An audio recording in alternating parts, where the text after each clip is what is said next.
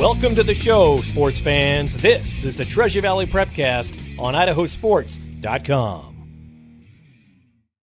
That's right. Welcome in. It is an off-season edition of the Treasure Valley Prepcast here on IdahoSports.com.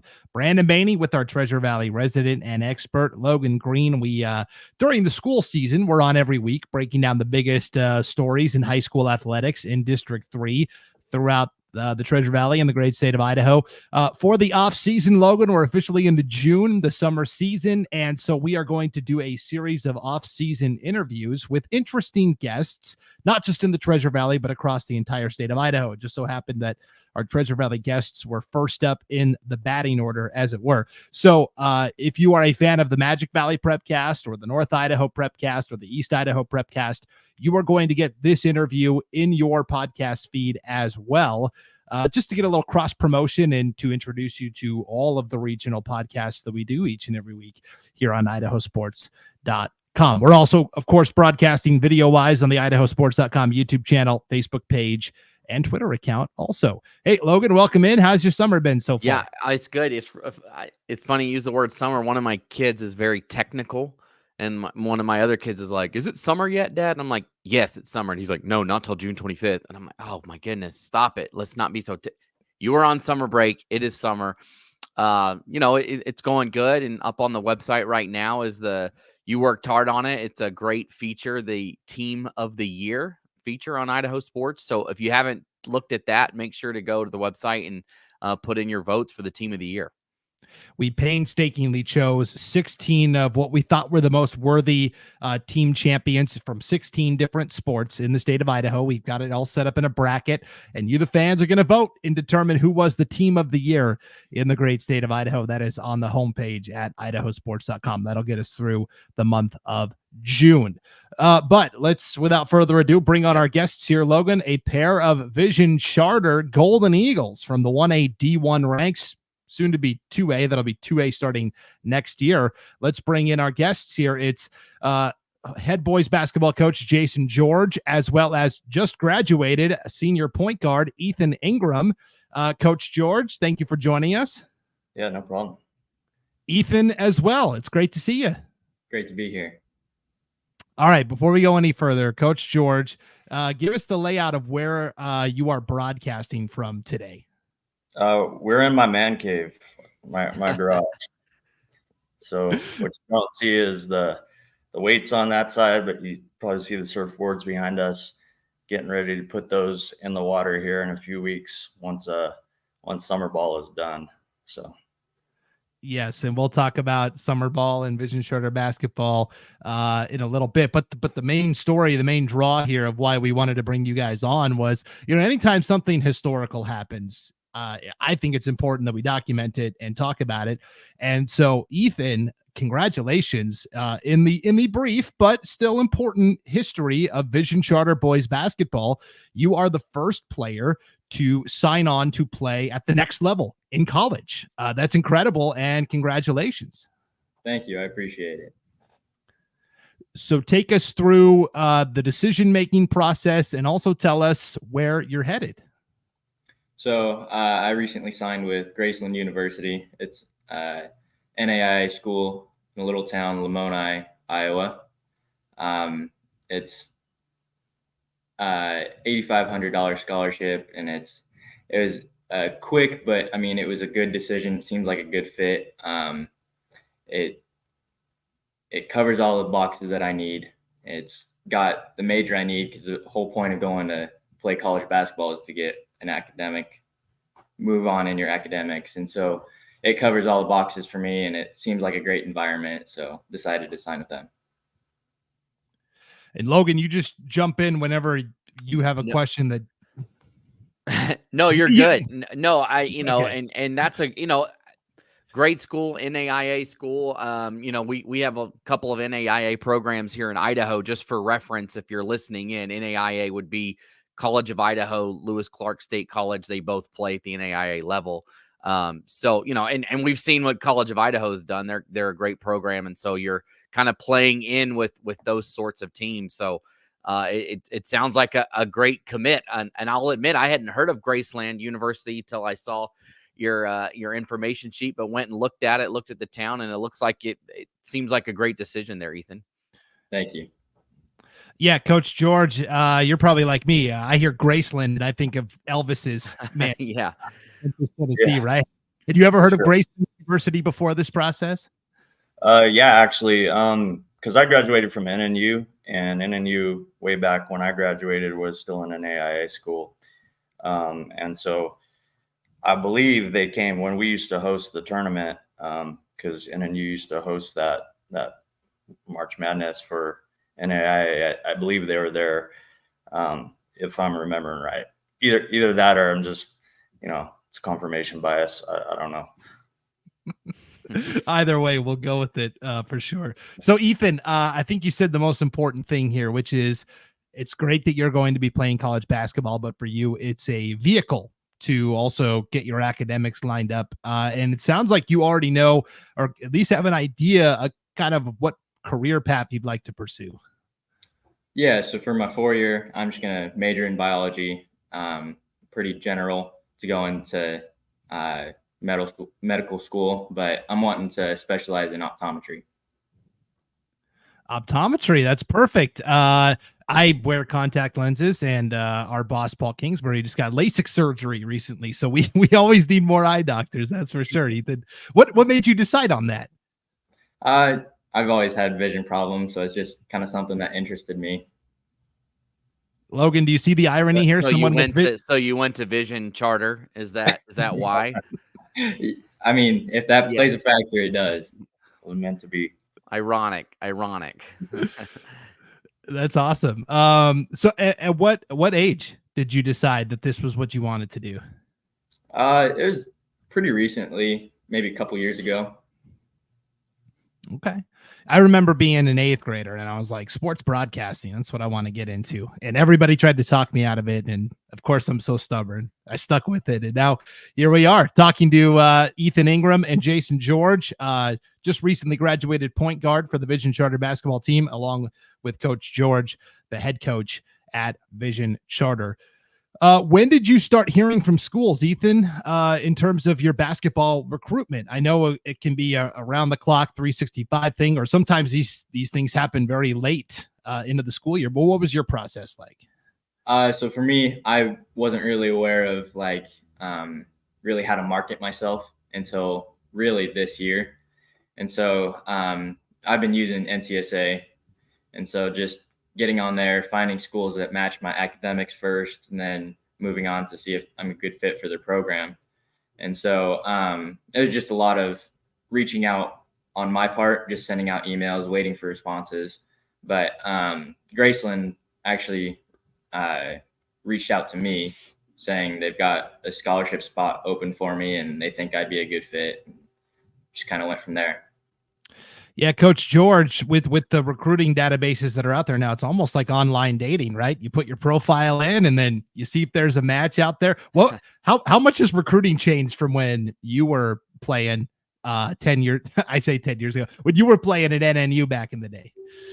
Oh, well, if you say I was playing at NNU, I went to NNU. I was never as good as Ethan. So I might have been playing, intramurals or something like that. So I don't it's changed a ton. I mean, my sport actually was football in high school, and it all went through the coach. It was, the coach say, hey, this school is interested. And that was my experience with it. And now there's a lot more on the kids and their families to, really reach out. We'll put together a profile, help with the video and stats and all that, put it on Huddle, those kind of things. Try to reach out to schools as well. But it seems like the kid has to take some initiative, if they want to keep playing. That's what I tell my guys. I think if you're willing to work hard and you want to keep playing and you put yourself out there and you pursue it, you'll have a good shot. It's just they all think sometimes that they're still just going to come knocking on their door, and that's not always the case anymore, especially with them turning to the portal and things like that first. I think it's even more challenging for high school kids to get those initial looks. So And Ethan, that's kind of what I wanted to ask, because I'm sure everybody that's a high school athlete, this is the goal, right? Is to go to college and get it paid for and play the sport you love. And so you've succeeded in it. You did it. You checked all the boxes. You got it. What advice can you give to others out there that are, coming up on their senior year or their junior year, and they want to play basketball? They want to play college basketball or another sport. What did you do to help you get the spot? And I know Coach George, you just mentioned some of the initiative that the student and the athlete needs to take. What are some of those things that you did to help you get into this position to have a college scholarship? Well, what I wish I did was start a lot sooner. That there you go. It's would've never helped a too lot. early, right? Yeah. So I say if you're looking into playing basketball at the next level, start it now. I mean, all the time you can get is great. And so I just reached out a bunch, sending out emails and emails and emails. It doesn't really, I mean, you want to kind of personalize your emails to the school you're going into. So you want to actually research the school before you send an email. You got to make sure it's a good fit. And so if you find those schools, which you will, you want to just keep be in their ear, be a pest. They get a lot of emails from a lot of students or athletes that are wanting to play at the next level, but you want to show that you're taking that next step of staying with it, you're committed, and that you do want to play at the next level. Yeah, I appreciate that you really took your time to make sure it was the right fit for all parties. I mean, you didn't have your signing day ceremony at Vision Charter School until middle of May, towards the end of the month. And so I can appreciate the patience because it's tempting to just, oh my gosh, somebody's interested. Yes, let me sign. And you were like, well, let's just explore and make sure I'm making the right choice. So your patience is incredible, Ethan. Thank you. So did you have others that you were considering before deciding to choose Graceland, and what made you choose them over any others that maybe you were down to your final few choices? Well, the other kind of final runner that we had was Clark Summit, and they had an issue with accreditation, and I mean, academics is most important. And so I didn't want to risk it and go there, do all my courses, pay them all that money, and then I'd have nothing to show for it. So that was a big drawback. So kind of just looking at different options. There was a school in Nebraska, kind of a similar thing to Graceland, one at Oregon, Multnomah, but I was thinking more environment, and I don't really want to be in the middle of a big city like Portland. And so Lamoni is a really small town, kind of like a Greenleaf sized town. And so that was, I mean, small town feels big, important factor for me. Definitely. Coach George, talking about Ethan, just as a basketball player, what are some skills that he will bring immediately to the Graceland program that'll be able to produce right away at the college level? Leadership. His work ethic is like off the charts. So he's just going to keep getting better. He was always at everything, whether it was, voluntary, involuntary, always there early, always getting up shots. I think that's the biggest thing, is that like kids need to just keep working and, like for instance, right now in the summer, it's technically voluntary, but I always tell the kids, hey, the guys that are in the gym, when they can be in the gym and get better, those are the ones that are going to make strides. And he did that. I brought him up to varsity I think it was his sophomore year. He didn't get a ton of minutes his sophomore year, but he just kept putting in work and ended up starting as a junior and a senior. And he got his shot and his opportunity, and he took advantage of it. So not everybody's has the skill set, to where they don't need to work, and so they think they do sometimes, but he definitely put in the work. So he's just going to keep getting better, and I anticipate by his senior year, he'll be doing really well there because he's super coachable too. So. Yeah, along those same lines, Ethan, what are some skills you're hoping to develop even further once you get to the college level? Being able to use my body more. I mean, I'm a smaller guard, and so being able to utilize space that's given to me and then just kind of creating for others. It's a good answer. I wanted to ask about just Vision Charter as a school, because it's a really interesting conference that you guys have been in the last couple of years, where it's basically very small rural communities, Idaho City, Rimrock, schools like that, and then it is just a number of private schools or charter schools. And I feel like there's still a lot that isn't known about charter schools in terms of like the common person in the state of Idaho. So Ethan, just describe to me what your experience at Vision Charter was like. It is a K through 12. When did you start at Vision Charter? I actually started in second grade and graduated through. So I've been there a long time, and it's a small school, so you get to know everybody. You have no enemies because everybody's just friends because you know them since you were in elementary school. Yeah. How many kids were in the graduating class of 2024? How many was it? Like low 40s, I think, maybe. I don't even know. Yeah. Okay. Yeah, I think it was low to mid 40s. It's one of the bigger classes we've had, but yeah. It is cool to see the right. It's cool to see the community. Like Ethan, you've been there since second grade. Logan, I know you've joked. You see the Vision Charter bus, right? I live in Middleton, and there's a kid just 2 doors down that they play with my kids, and she goes to Vision Charter, and there's a couple of kids just down the block that go as well, and the bus will stop in the middle of the neighborhood, and you will see like a second grader get off the bus and then a 17-year-old get off the bus at this.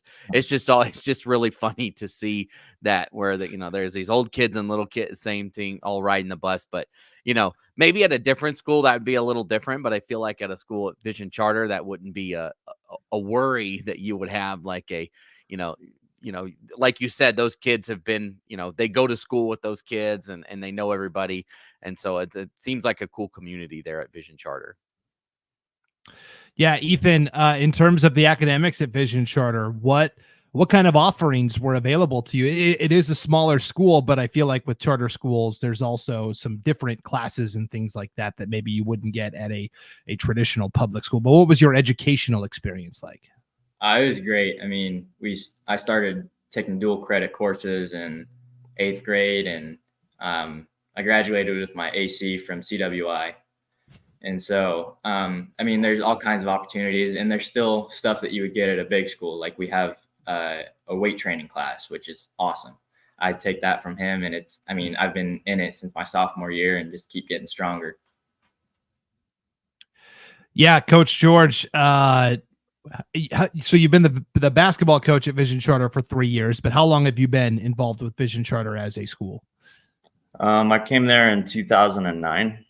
So previously I was at Homedale for 3 years. And that was actually the last time I coached, was when I was at Homedale. My kids were pretty small. So I think I'm coming up on year 16 there. Yeah. So I was there when I think the very first group of 9th graders came up.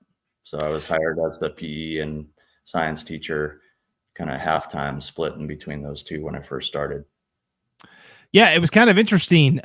Vision Charter initially opened as a K7, and then that was in 2007. And then each year they just added on another grade. Am I getting that right, Coach George?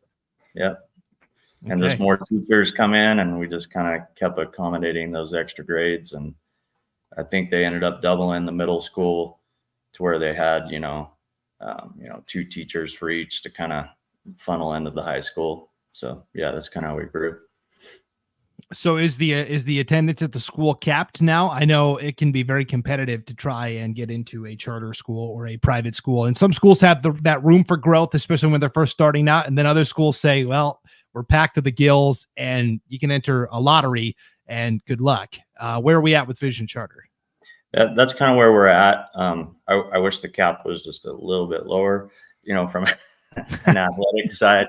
But we have a huge waiting list, and so I think that's one of the misconceptions, between a charter school versus a private school, is that we can just get whoever we want, and it's just absolutely not true. We got kids that are there, and then there may be a great athlete that comes in, but he's on the bottom of the waiting list, and just kind of, we've had kids waiting 3-4 years to get in, and so yeah, it's a cap. I think we're just barely over 200, 215, somewhere like that. But yeah, it's good in the sense that we have that waiting list, so we know, we're always going to have kids, and kids want to be there. Yeah, so we're just kind of in that in between phase right now. So.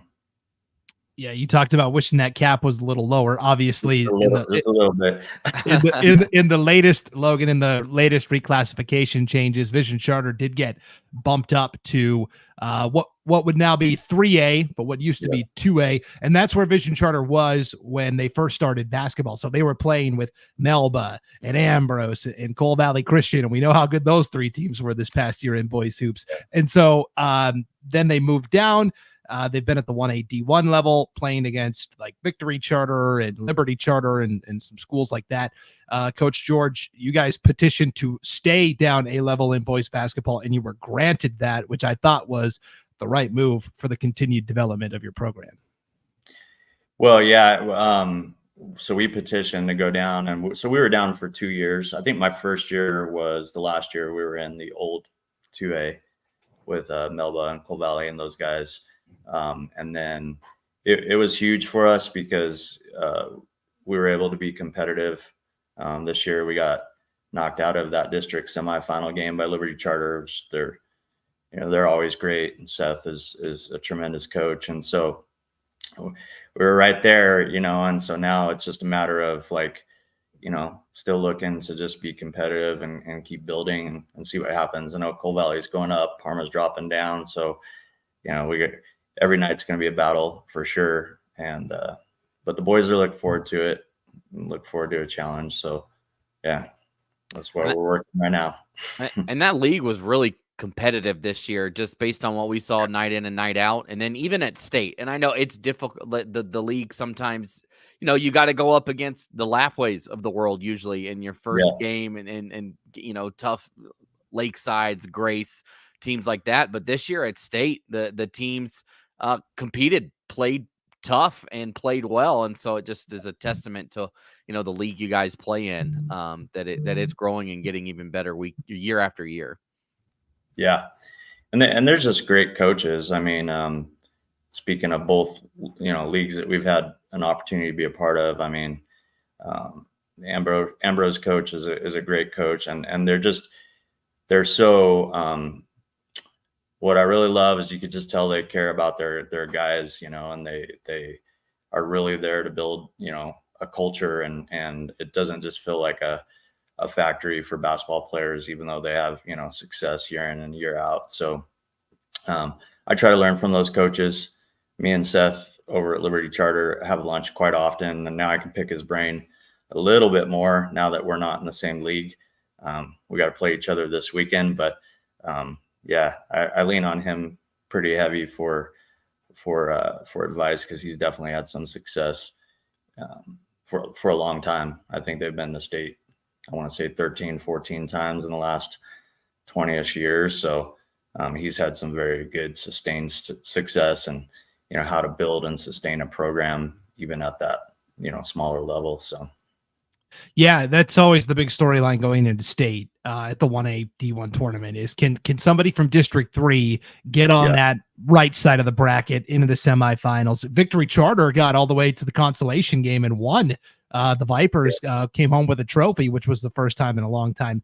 Is it when you get to state, are you cheering for your contemporaries and hoping that they can advance the conference statewide?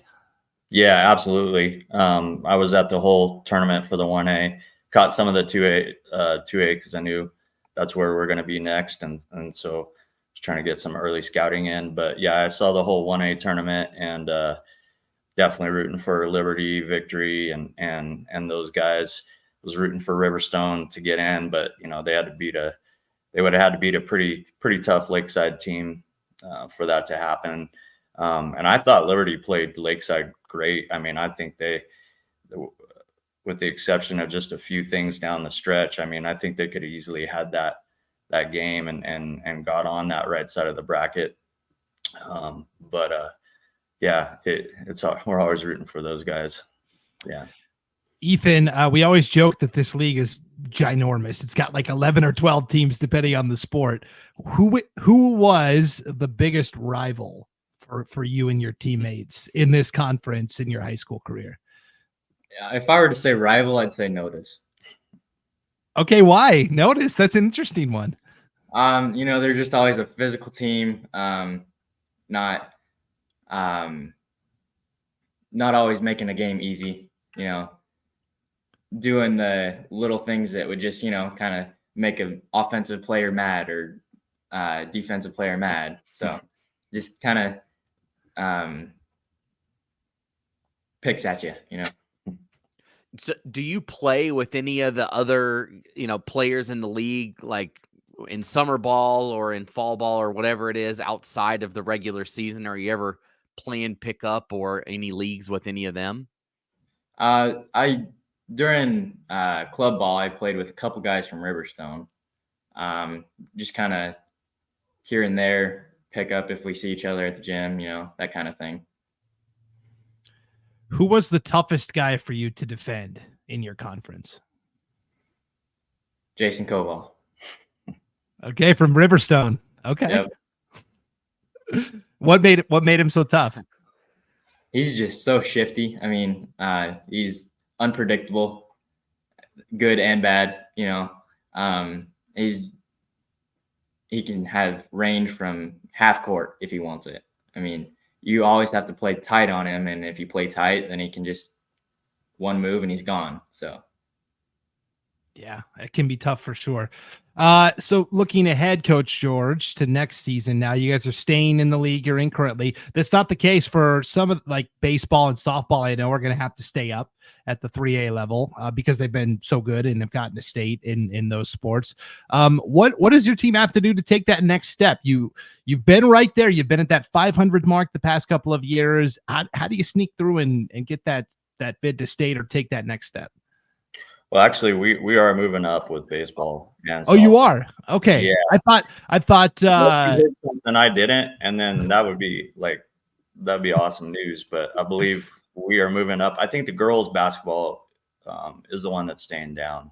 Oh, maybe that's what I was looking at. And honestly, it's such a headache. There's so many individual schools for sport. Yeah, keeping it all straight is tough. So okay, so you're moving into a new league. What do you have to do to break through the noise and take that next step as a program? I think just consistency. I mean, we have like moments where we look amazing. We're defending at a high level. This guy had, I think, 18 in one quarter. I mean, we've put together, close to 30-point quarters, but then just maintaining that consistency throughout all four quarters, not letting down, especially against, this tougher competition. We always are going to defend and rebound. I think that's the quickest way to equalize the playing field.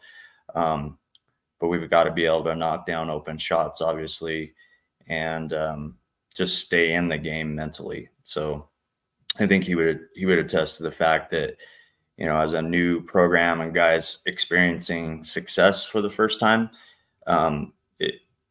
it's hard to deal with that too, and just like not revert back to the mindset, that they had, 2 or 3 years ago when they just were really, really struggling. So I think those are the biggest things: continue to defend and rebound at a high level, stay consistent throughout the game, and then obviously be mentally locked in, and not allow those natural swings that happen in basketball to throw you off. I think we were down 7 at halftime to Liberty Charter in that semifinal game. And, looking in the room, some of the guys looked like, we're down by 20 or 30. And so just figuring out how to get those guys to just stay mentally locked in would be huge. So, A tough league gets tougher, Logan. I know you broadcasted several of those 2A WIC games last year. You better brush up on your Vision Charter. Yeah, we do a lot of 2A WIC, so I'm sure we'll be seeing you throughout the season. I feel like I had my own office there at Ambrose. We went there so much over the last few years. I'm just joking, but it's those are great programs, and we like to cover anybody that will have us there. So we're looking forward to hopefully seeing you guys the upcoming year in the league. And I just wanted to ask, I know we put it on our social media. There was a video that was sent to us by somebody from Vision Charter saying, hey, post this. And it was a buzzer beater that went up on our social media, and it got a lot of traction, a lot of views, a lot of comments. What would you say, either that or was another moment the highlight of last season for both of you? What was the best moment? And that's a question for each through this past season. You want to start? Honestly, I'd say the whole month of January was best moment of the season. We went, I think, 5 for 6 that month. And I mean, just seeing that success and all that work pay off for the whole team just felt great. It's awesome. Good month. Yeah, we I think a big one for us, he already alluded to the fact I don't know if you've ever done a game out in Notice. It's got that old school Hoosiers environment out there. It's a really cool gym. The fans are kind of like right on top of you, and literally the whole town comes out. And we had played there during conference, and I don't remember, we lost by, it was maybe 5 or 5 or 6 or something like that. And the previous year we were in the same situation where we flipped the 4 and the 5 spot with them and had to go to their place in the first round of districts. And last year, I mean, last year or the year before last year, we just got smoked. I mean, we just weren't ready for the moment. And this year, after playing out there one time during the season, we had to go back there. And I think we won by like 15 or 16. And the guys it was such a huge moment for them just because of like that history, just not quite being able to get over the hump with those guys. And so that was awesome as a coach. And it was a cool environment to play in, and it definitely had a playoff feel out there. So yeah, I think we were emotionally spent after that game, but it was a good moment. So yeah, that is a small town basketball at its finest. And again, Ethan, congratulations. First boys basketball player in Vision Charter school history to advance to the next level and play at the college ranks. And not just any college. Graceland University, Logan, won the NAIA National Championship not that long ago, 2018. So this is a program with some pedigree. Yeah. I mean, anytime, and there's great athletes at the NAIA level. I mean, and so it's a fun basketball league to watch. I actually did some play-by-play for the College of Idaho basketball team, and they were on top of it. But a lot of the teams that came in to play them were also great and fun to watch. And so, I mean, you're just going to be part of that great tradition there, and looking forward to seeing how Graceland does this year. Ethan, congratulations again, and we're looking forward to the next Vision Charter player and the next. Hopefully you've started a trend here, Ethan.